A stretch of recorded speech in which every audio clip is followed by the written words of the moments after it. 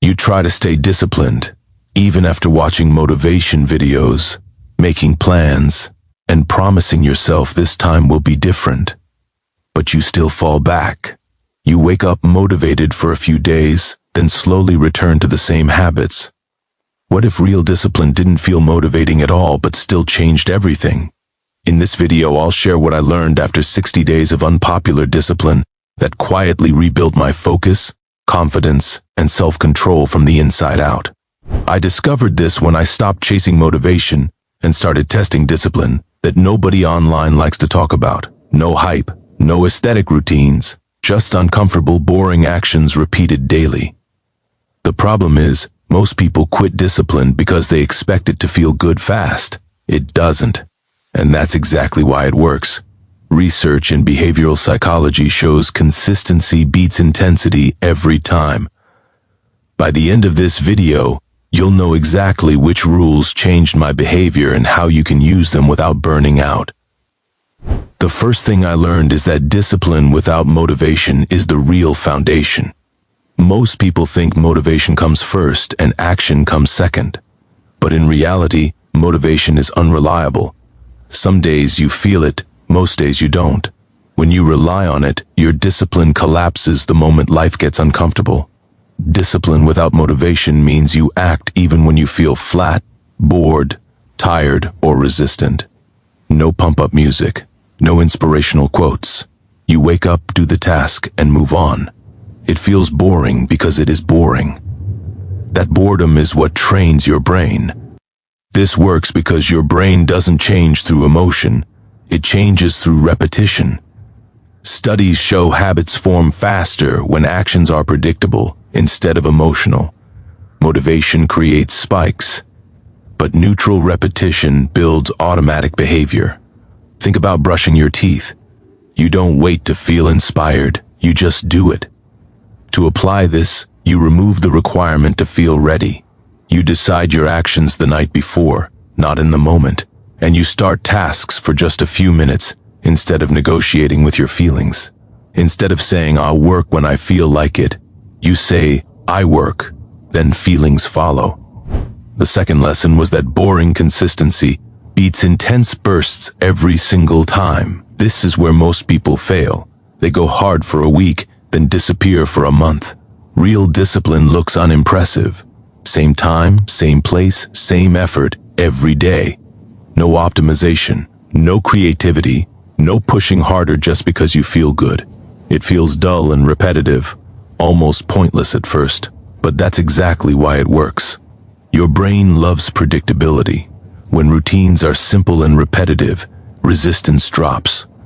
You stop wasting energy deciding what to do and when to do it. Instead of random long sessions, you show up daily for a short fixed amount of time. The mistake people make is doing more when motivation spikes, which breaks the rhythm. Discipline grows when you keep promises small and unbreakable. The third lesson was learning to say no more than yes. Unpopular discipline is less about adding habits and more about removing distractions. Saying no to late nights, no to unnecessary conversations, no to things that feel harmless but drain your energy. Every unnecessary yes steals focus from what actually matters. Self-control is limited. Every decision you make during the day uses mental energy. When your life is cluttered, discipline becomes harder. Discipline grows when life becomes simpler. To apply this, you identify one daily energy leak and remove it completely. You don't replace it with another productive distraction. You replace it with rest or silence. Instead of scrolling at night, you sit quietly. That silence rebuilds control. The fourth lesson was training boredom tolerance. Most people don't fail because tasks are hard. They fail because tasks are boring. We are constantly stimulated, and the moment stimulation disappears, we feel uncomfortable.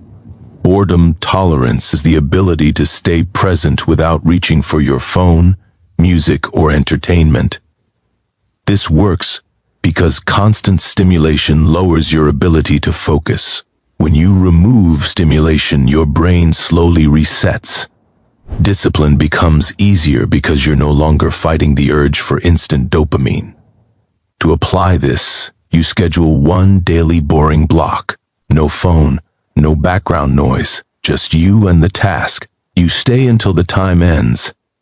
At first it feels uncomfortable, but that discomfort is discipline being built. The fifth lesson was that discipline becomes real when it turns into identity. After about 2 months, something shifted. Discipline stopped feeling like force and started feeling like who I am. I wasn't trying to be disciplined anymore. I was someone who finishes what he starts. This works because habits stick when they are tied to identity. When you see yourself as disciplined, your actions follow naturally. To apply this, you change how you talk to yourself.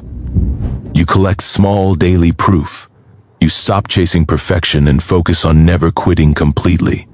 Instead of saying, I failed, you say, I'm someone who gets back on track. The final lesson was the hardest and most unpopular. Discipline feels lonely at first. When you change your behavior, you separate from old routines and sometimes from old people.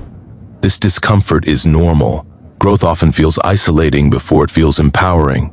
The mistake is seeking validation too early. Explaining your discipline to people who don't live it will drain you. Instead, you quietly change. You let results speak. Loneliness is temporary, but the strength you build lasts. Let's quickly review what we covered. Discipline without motivation. Boring consistency over intensity. Saying no more than yes. Training boredom tolerance. Turning discipline into identity. Accepting temporary loneliness. Remember this. Real transformation is quiet. You don't feel powerful at first. You feel uncomfortable, but you already have everything you need to become disciplined. The only difference between where you are now and where you want to be is repeated action without emotion. Don't wait until life forces discipline on you through failure or regret. Start with one boring, uncomfortable action today. 60 days from now, you won't recognize the old version of yourself. If this helped you, like the video so more people see it. Subscribe for more self-improvement content like this. Comment which lesson hit you the hardest. And if you want to learn how to build unstoppable habits, watch the next video. Thanks for watching, and I'll see you in the next one.